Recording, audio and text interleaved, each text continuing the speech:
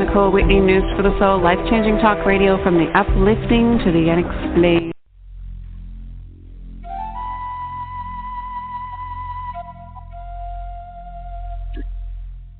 Hear all of our previously aired broadcasts of News for the Soul online at newsforthesoul.com. Now let's get back to the show.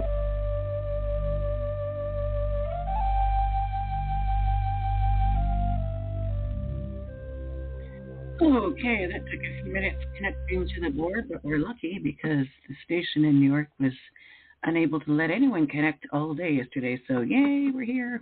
And just in time, because I have my favorite thing to do, introducing you to a new member of the News for the Soul radio family. We're going to meet Victoria today. Her show is Me Time, which I thought, none of us really take enough of that.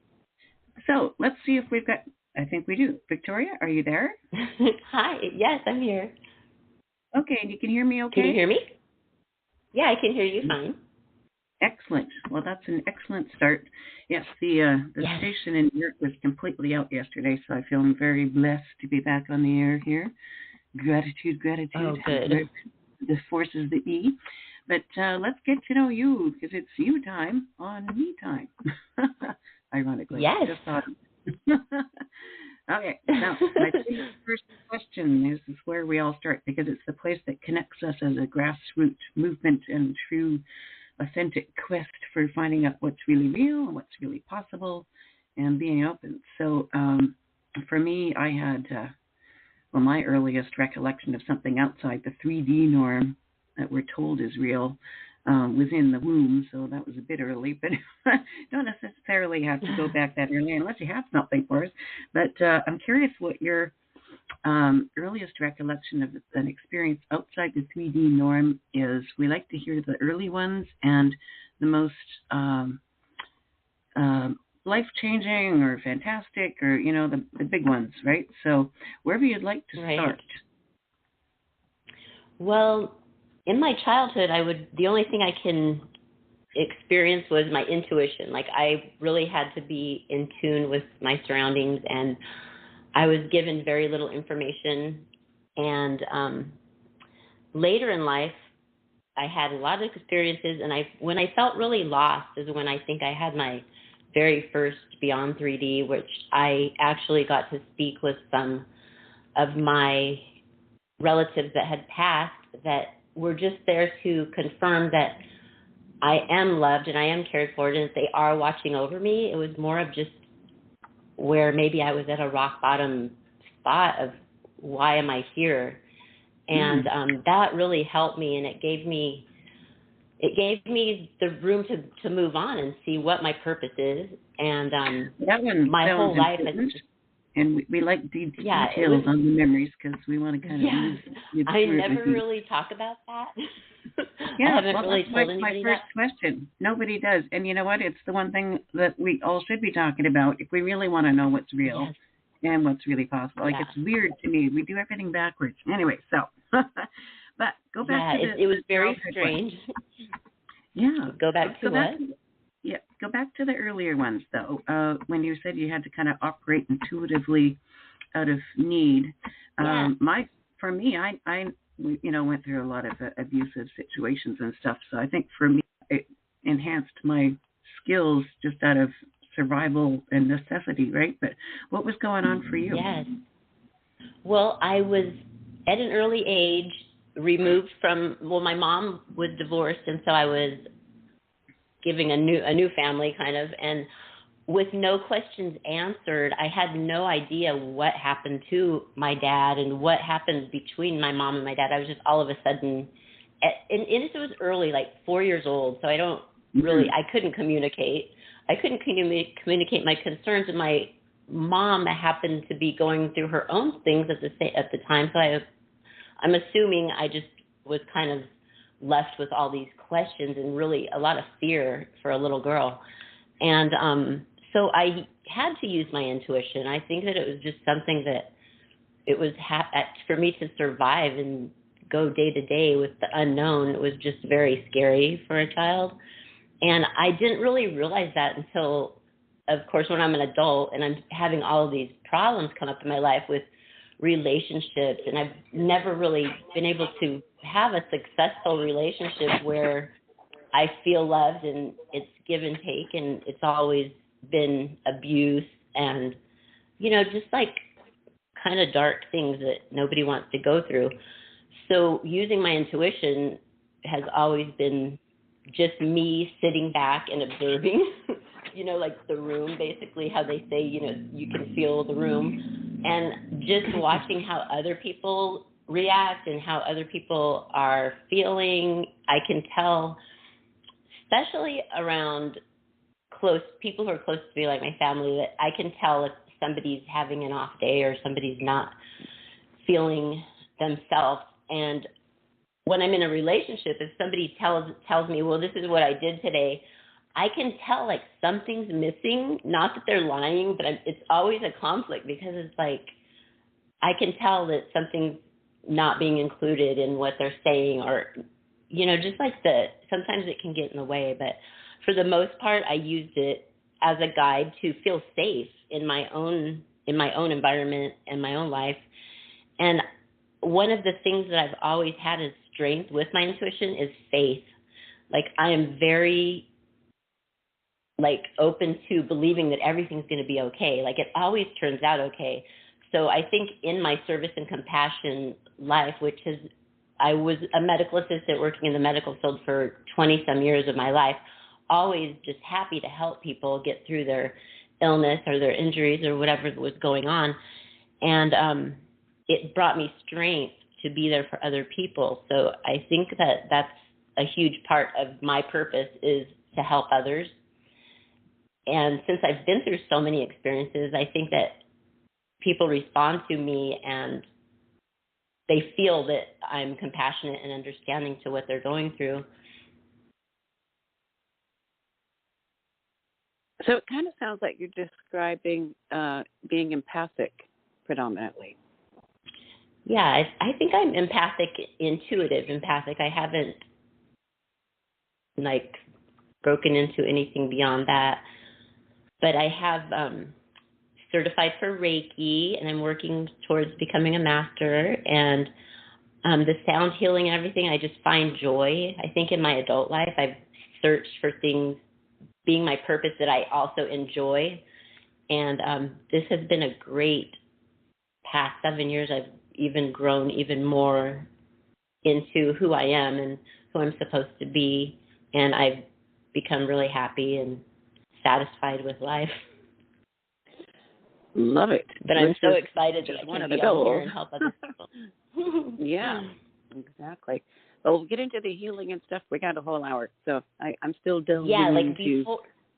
Before I dive into the healing, I just think that because of all my experiences going through, and a lot of the time I really was completely alone. I had no support system at some time, so I found myself in ways just internalizing, and with the faith that helped me. Otherwise, I don't know where I could be. Like, I know some people just, when you have one bad thing happen, it can just detour your whole life. And I've always been able to get back up on my feet and support myself and not rely on anybody, because I didn't have really anybody to rely on.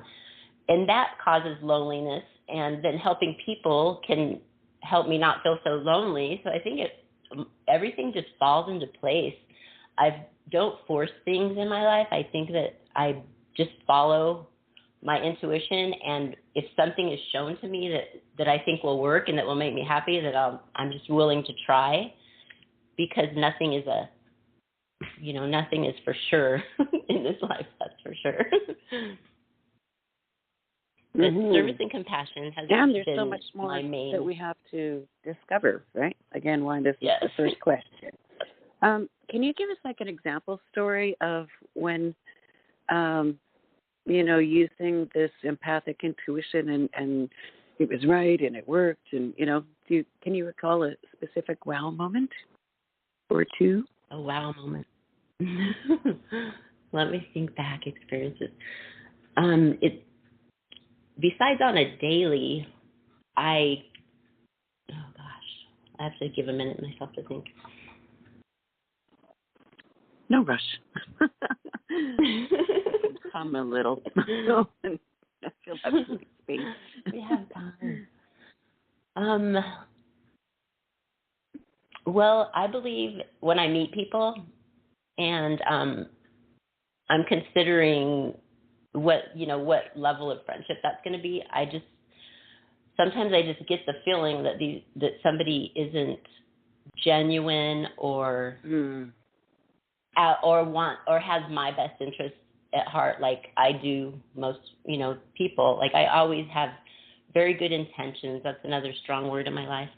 And the strength that you can get is trusting your intuition. And if somebody's speaking to me, or I'm working for them, or any aspect of being involved in them, if their intention is not good, I can definitely tell. Now, whether or not I let them think that they have me fooled, I might do that and just kind of go with the flow a little bit, because a lot of times I'm not for sure if it's me or if it's my intuition. You have to. What I'm working on now is strengthening that where I know I'm sure and where it's just me. That's kind of the hard part. But usually it's taught me that I am right, because in the end something will happen and that person will show their true colors, and then I will know that this is not for me, and I have no problem moving on. Like I think it kind of surprises people. They call it just the door slam, because if you're not if you're on the same vibration as I am, then I really don't want to put myself in that lower vibration for very long if I don't have to. So just that, and that's happened to me specific times. I don't really have like a specific example, but it happens with people. Yeah, getting the validation, and so that you can trust more. Yeah, and maybe all these yeah, and I think everything happens for a reason. So maybe these things happen for me to strengthen my self-assurance and knowledge and intuition for that reason. But yes, I just always want to. The more we trust it, the more we know. Like I find mine. I mean, it's never been wrong. That guy, whoever it is, whatever it is. Yeah. Guy, girl. It's mostly male relationships, right? Yeah. Like it's never wrong. So it gets to the point where you just never question. And the more you can do that, the more it'll interact with you. Yes, and that's probably why I've been single for so long now, because I finally just know, like, okay, this is not going to work. Don't give it a chance.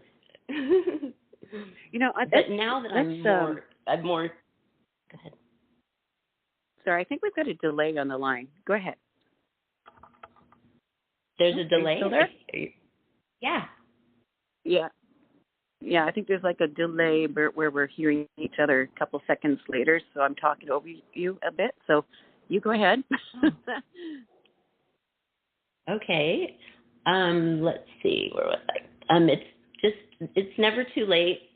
Just trust your intuition, and I just kind of live by that, and I don't feel bad for not having people in my life that don't have value, that don't find me, like worth their time, and that just need something that I have to offer. And through healing practices like Reiki and everything, it's been wonderful, because these people give me the validation after I visit with them, and they feel the change in their soul, and that's where I'm just like, oh my gosh, this is awesome.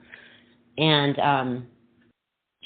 I want to just increase the collective of people who are awakened to energy, because energy is so real, and if you can increase it or improve it or believe in it, it will help the whole world become more together, unified. Absolutely, yeah. I know over the 26 years of discovery and experimenting, I'd always get to a point and then, oh, you mean literally? Like it's so literal, the changes that are happening literally because of our energy. So it's been baby steps. It's a long time, but I was going to say about relationships too. I've seen that trend over that 26 years where so many people have not been in relationship for so many years. And it's interesting. I think there may be something else to that as well. Yes, I think that just many of the people have gone cold because the way that they're treated in relationships or whatever the circumstances may be.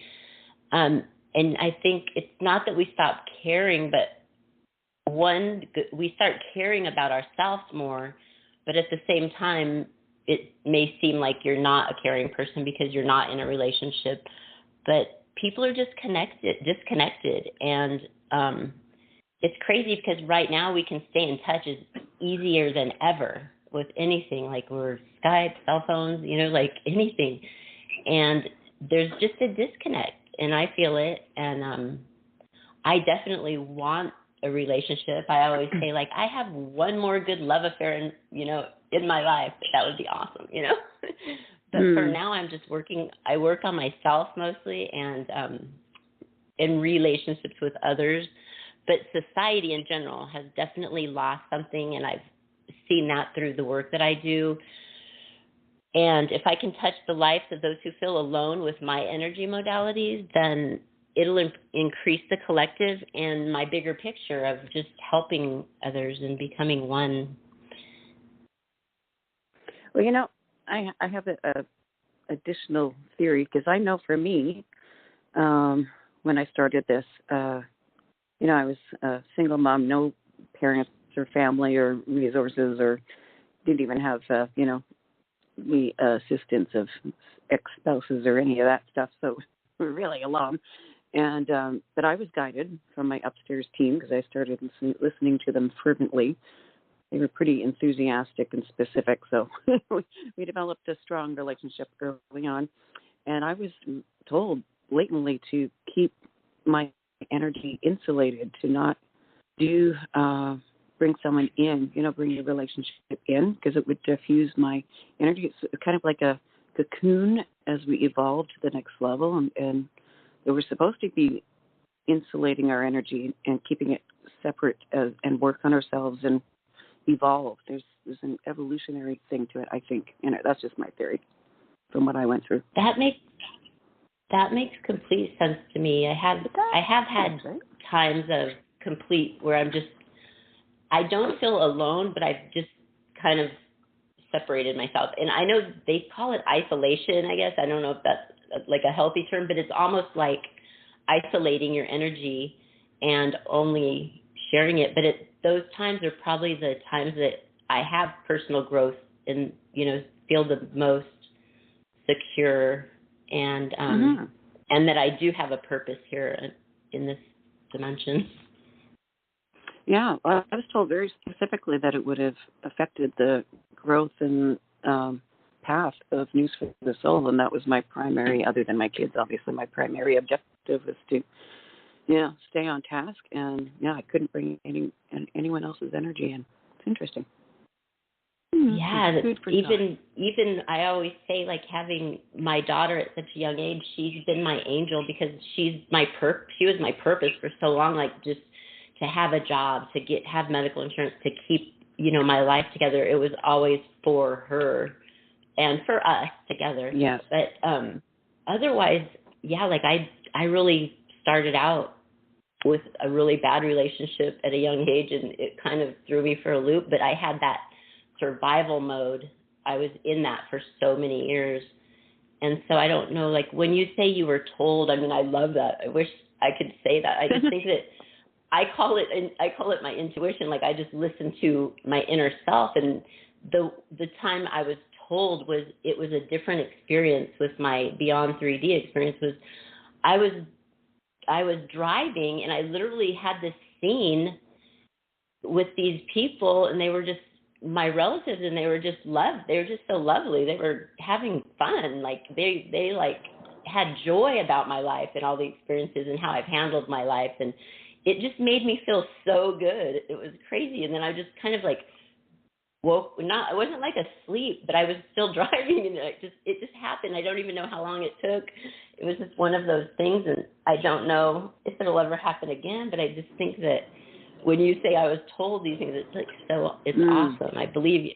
It's just for some of us, it doesn't happen as often, I guess. But I pay attention all the time.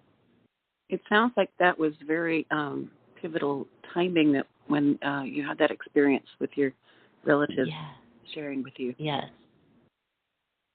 Yes, I went to a holistic store where they have, they sell all of the stuff, and there's psychics in there that you could hire for a few minutes. And I did visit with one once, and it was really interesting.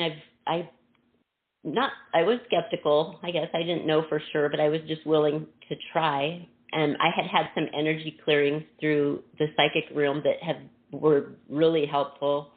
And so I went to visit this girl, and she actually brought up some valid points that made me believe, like this. She said there's male past relatives, which at a young age, all of my males, like my grandfathers and stuff, they all passed away at a young age. So I never had that bond with them or anything. So I've never had really strong male relationships that I knew were unconditional or supportive or anything like that were real love. So that was always where I was lost. So her saying that they're there and they are watching over me was another huge, just validation for me. And I think that is probably what I was lacking most in my life. That was maybe they're in my intuition. I don't know how that works, but it's been interesting with the psychic realm, because I do go there actually internally into there before I would go to a psychiatrist or somebody like that doesn't really know me, and I don't know what they've been through. I always relate to people who have been through things similar, and that's where I get my belief, where I can have actual faith that what they say is definitely true and their experience. So when it comes to the fatherhood, the roles that we usually have as girls in life, I didn't have that. So I was always probably a little lost in the whole trusting and things in relationships. Mhm. Yeah, no, I can relate to that, being adopted and then not having any kind of traditional role models left, right? So, yeah, but yes, and when you're young, you feel so alone when you're young, and when you're going through it, you just don't really know who to turn to. So, just having validation from that was great. That they're there, and then the next thing when that happened, it was more acceptable. I was like, yes, they're there. They're happy for me. Very powerful. And you can probably learn to reconnect with them anytime you wanted. Yes. Think about it. I know they're there. Well. Yes. So let's talk about healing. How did you get into the next layer of your empathic and intuitive and going through the waking up process, and what led you to the first energy thing, and what was it? Well, I was always being told in my work, in my just in-home health and medical assisting and stuff like that I have my energy. People would just bring up, you have good energy, and I feel so glad, and you make me feel so good, or just the way that I affect other people was impactful. And then I had heard about Reiki, or I probably looked up energy healing and just started looking into that and what that could mean for me and my purpose. Always searching for the purpose. And I found Reiki, and so I looked up about that, and there was a place that you could get certified, and so I looked into that, and I did that, and that was an amazing experience. The getting attuned, that was a huge experience where I actually learned that I could visualize, while they were attuning me, and I would have my eyes closed and my hands open, palms up, and they were attuning me to the Reiki principles and to be able to treat others. And it was amazing how during each chakra, I could just see the colors, like vivid colors, just kind of like blooming up in, like right in front of me. And I saw like off to the side a table with 3 people that walked in and they sat down at the table, and it was 2 men and a woman, which I find out are the Reiki masters of the lineage who started Reiki. There was a woman and 2 men, and that was like really an awakening time for me. But afterwards, after each attunement, there was a group of us, and everybody would just tell their experience of what they experienced during that. And mine was always just like, oh my gosh, I just saw these yellow flowers just blooming in front of me. And, you know, like they really didn't respond much. At least I thought that they think I'm making it up or something, but I really wasn't. It was just amazing. So I've always just loved Reiki and sharing that with other people. And through that is even more validation of how people's lives changed. So one of my clients was anxious driving, and he like would go to the grocery store and just hate to be in line in front of other people, and just, you know, just didn't want to associate or talk to them, and just not liking that.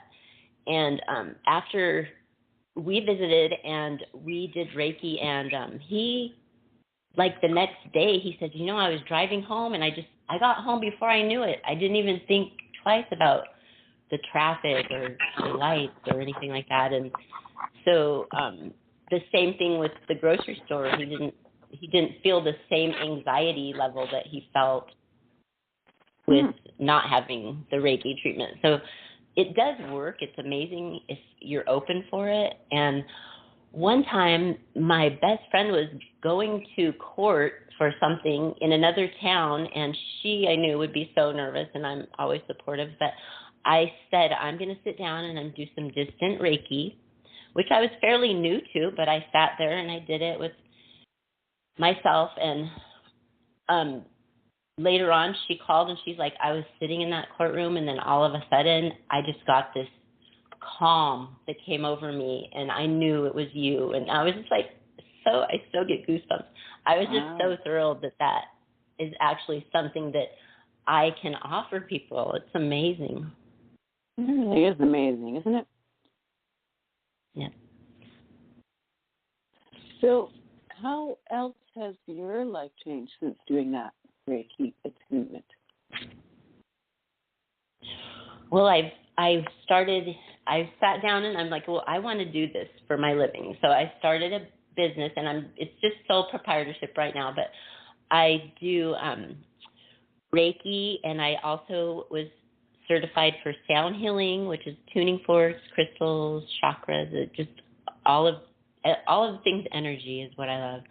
And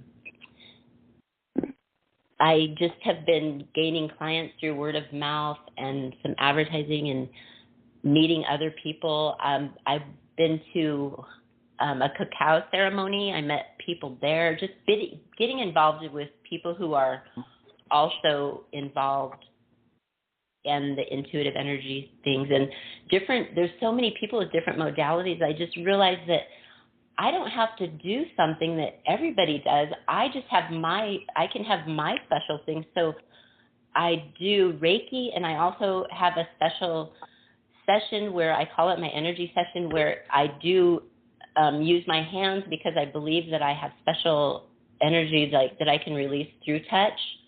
So the 3 touch modalities that I have chosen are touch, like massage, also scratching is a modality, and just light touch. And in bringing those 3 things into my session, it does amazing things for people's soul purpose, just for the way they feel on a daily. They know, it tells them that, wow, this is important, like touch, whether people aren't connecting with them in their lives, whether people don't go get a massage every month. And, it's so important to be touched. I mean, our skin is the largest organ on our body, and there's just such a disconnect. Again, I go back to that with the COVID and all that. Nobody's touching, nobody's wanting to be close. And it's so important. It does something when you are touched or just like shown affection. So I'm really big on that, and that's been probably my biggest success of a session, because people come back because it's not, maybe their spouses aren't showing them affection in their life, or they're just not feeling like they're getting the attention they need, when just one session of just being massaged or scratched. I mean, the things that come up, you figure the nerves that are reacting when you're being touched, it goes to your brain, it goes to your senses. I've been told you get feelings of like the anticipation, or just like the connection between your mind and your body and your soul. Just like when I perform Reiki, I do the 3 levels: your body, your soul, and your spiritual. And I can feel the levels and impressions of where they are and how clear it is, or where there's blockages. And being touched is a huge part of life that nobody's doing anymore, I guess. Whenever I'm around people, I'm really touchy-feely, like with my family and my sisters and stuff. We're just like always, just grabbing, and we always make fun of each other because we like buns, like people's butts are always just like an obsession in a good way, but that's always what I say. Like, if I with somebody and I feel like a special connection with them, and I'll be like, I'm sorry if I just like grab your butt, it's just because it's just me. It's nothing personal. All right. But you definitely, yeah, I know it sounds really strange, but it's just definitely, I don't know, maybe it's an area. But yeah, I just like to touch you're right. the life. It's part of who we are, and it's been controlled in a weird way. Yeah. So I have never heard of this scratching business. This is the first time. What the heck is that about? The scratching. Okay. Well, it's just it's a touch therapy. There's different modalities. It's dermal. I call it the dermal, and the epidermal is just the fingertips. So you have the therapeutic, which when you go get a massage and you get all that. But I'm like the only one I think that does it. I actually looked online. There's a place in Florida that does it. They're called the Scratcher Girls, and they have a wonderful business. But it's definitely something that not very many people have heard of, and I've just incorporated it into my treatments, and it's been great. And just after, it's stimulating for your back, and just like everybody's mom or grandma scratched their back when they were going to sleep. I think like there's usually something that comes back from childhood with scratching. You don't have anything like that? Interesting. So how did you think about it? It has amazing healing properties. So how did you hear about it? Well, I heard about it from an old friend that was doing, she actually helped me think of to create the whole session when we were talking, but it's just scratching backs, it's like, I don't know how it came up. We just came up with it and added it to be different. And then I didn't think it would be anything special, really. I mean, it was really not anything I planned to become such an important part that people would come back for. But it is. And then as a child, even everybody, I remember my dad and my sisters, like my dad would always be like, scratch my head, rub my feet, scratch my back. You know what I mean? And we would always just be running the other direction because nobody wanted to do that. But then it just is definitely comfort. It's a comfort. And if you're in an environment that you're healing and you trust the person and there's no reason to be nervous or ashamed or like embarrassed or whatever, just to be scratched. It sounds really strange, but it definitely is wonderful. That makes sense that it would move energy in a different way. So yeah, it makes sense. It has. Yeah, it has totally opened my eyes to touch, and it's weird because I've always been like that. Like touchy-feely kind of person. Like, holding hands is so intimate to me. Like, when I'm dating somebody, I don't like them to hold my hand too soon. It's, to me, that just is just that connection has been always very powerful. But it's definitely beneficial, and I think people especially in our personal, close family relationships, is just definitely something not to hold to yourself. Don't be afraid to reach out. Maybe it'll open up your senses to your intuition or to something special that, we all have special talents and hidden things that we've forgotten. And I've recently learned that, like, for, say, autistic people, they're so special, and they have, like, always a special talent that they're really good at, but they just remind us that we all have special talents that we're good at, and we need to seek them out and do that, and don't be afraid to be, not be accepted or to disconnect from people that... I'm just keeping one eyeball on the time here. We haven't talked about the sound healing aspect. How did you get into that, and how does it work specifically? Well, sound healing works on the vibrations and the music. It just goes through your soul. Like, our whole body is mostly made up of water, and vibrations move through water very well. So when you're laying there and you're having a sound bath, the sounds resonate, and there are different tones and there's different instruments as well, but specifically they're made out of quartz crystal, and you just feel the vibrations, and their different vibrations are attached to different chakras. So it is a good way to clear your chakras and to become more balanced in your life. And I can just intuitively, and while I'm playing my bowls, I can tell, like, if there's certain chakras that are blocked from people, I will just keep playing that one until it clears and it's smooth. And people, it's crazy because I'm so into it, but there's some people who do not know what sound healing is, and I'm going to be talking about that more and sharing that more on my show, and just to get that out there, because it's a great modality. I really believe that healing, like, sound is going to be the new medicine, because it's really so helpful, and people come to sound healing and realize, it helps. And I just want people to, like, get off the medication and, help their blood pressure and just things like that we don't need a pill for, because sound can help you and heal you and work through those blocks in your body that are just unconsciously there, but they're holding you back. Yes, well, we've learned over the years how powerful sound is and how important. What kind of overall transitions and changes have you seen in your clients as you work with them? Well, just from amazement to relaxation. There's some that are just like, oh, it's so relaxing, but it does something to you, and you might not feel it immediately.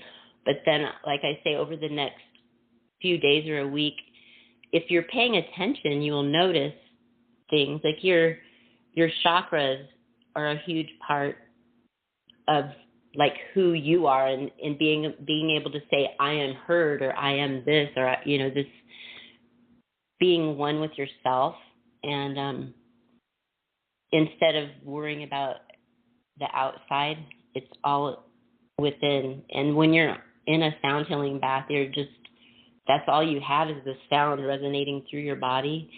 And I've had like burning and, like, my back, or people, when you're laying there and you're playing the bowls, you don't really know what I'm doing is, as the sound bowl person, the people who I'm doing it for, it's what matters is what they're feeling. And I've just heard things like certain parts of their body will feel pressure, and it's just the energy breaking through and clearing. And there's lower chakras. Though I work with the 7 from your crown to your root, and it's just been incredible what people are feeling. I've had people say they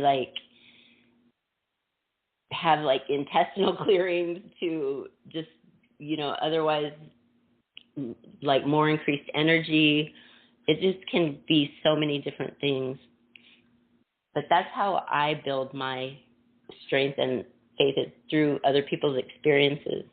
And I'm fairly new at it, so I don't have so many experiences yet, but I'm working on that. And I'm just so excited and passionate about it. Wow. And if people notice that. Intestinal clearing, so there's a testimonial. I know. It's a real thing. Wow. Yeah. Well, they don't need their laxatives anymore. Just come see me. Right. One less pill. One less pill. Woo. So give us the overview of everything you're offering right now. So we're coming to the time. Oh my gosh, already. That's so funny. Well, I do tuning fork sessions. I have Reiki and my touch with Reiki, and I do meditation at the beginning of all of my sessions. That's why I named my business Meditation Time and shortened it with Me Time. I thought that was brilliant because we all need to take time for ourselves, and meditation is the first step, just to learning how to become one with your breath and to focus, take time away from your day and just be one with your breath, because that's when everything that you really need to know comes to you. And I think that with life is so busy and people are going a million different directions at the same time, that it's very important to make it a habit to just be one with yourself for a minute. And I think that the earlier we start teaching this to our kids, the less they'll be affected by bullying and, stress at school, just like everything that our youngsters go through that is heartbreaking. If they could just know that their breath can save them from that moment, it would help so many people and kids, I believe. But I'm doing sound healing, couples. I also focus on couples. I think it's a great date night thing to do, and usually one or the other hasn't been to a sound bath, and it's just something that connects couples. And I think that that's another important part in the world, is if you have a partner, stay connected with that partner and do things that are interesting to both of you, and only if it's interesting to them, try it. You might be awakened, and so many people are being awakened right now more than ever to just the energy in the universe. And the group sound baths, I've done a few of them. My favorite one was for a prep school hockey team, and I went out to the football field at their school, and I set my bowls up right on the center line, and I had them lay down in a half circle in front of me, and I did the sound bath, and it was so awesome just being outside. And even one of the coaches was running around the track at the time and stopped to inquire about the sound healing and thinking, wow, maybe I should bring that into the other athletic teams and see how that does. But later on, I got feedback from the hockey coach that in the locker room, the team was just so much more calm and connected. Mm-hmm. And it just really brought me joy to know that can affect our young youth, you know what I mean? That in team sports and competition and all the hard work they do. And I mean, these are kids that are so busy. Their parents are busy. They're involved in all sorts of things. And just to have the coach offer them this time to come and learn about sound healing, it was awesome. So I'm just open for any kind of experience that's sharing sound healing, energy healing in any way. And that's what I'm doing right now. So what about future shows? Any plans yet? I'm sorry, say that again. Future shows. What about? Oh yes, I have. Shows? I have been brainstorming, and I've come up with a few episodes that I'm interested in doing. Like one thing is angel numbers, things that people aren't really going to talk about every day. Like I want to talk about that and cutting energetic cords with bad energy. There's ways that we can do that. So I will be talking about that. But I also will have guests that will come talk to me about their different modalities and everyday people. And I'm not going to have famous people with me, but I mean, these are the people that I've gained and that I respect. And I think that there's so much to talk about. I'm just so excited about this foundation of being able to do this. I was just going to say, I talked to all the famous people over the first 15 years, and I find, famous or not, everyone's got something equally important to say. So, and it's some people that we haven't heard from yet. So there you go. Yeah, so that's my plan, and I hope I have listeners, and I hope everybody enjoys it. I just want to be exciting and informative and share my energy. It's been fun getting to know you today and having a nice chat. I'm looking forward to your next show and see where we go. And I'm here to help you as you need it. And just go with the flow. Talk to the upstairs team, see what they say. And visit the family. Yes, again. I'm so impressed that I was mentioned by your upstairs team. And when I was contacted by you, I was just so accepting and like I just felt like this is me. This is what I need to do right now, you know. And it was just like it was just a godsend. So thank you so much for your time, and I hope that it will be impressive. It is already impressive. Sharing and that connecting, as you know, is one of the most important things. And we are at the top of the hour. Holy cow, that went really fast. It always does. Just goes zip. But we'll get you on next time. In the meantime, Victoria's all linked up at newsforthesoul.com. And we're back with, who's next? Bridging Rounds with Becca, right after we switch over from our in-between break. Thanks, Victoria. Thank you. Bye.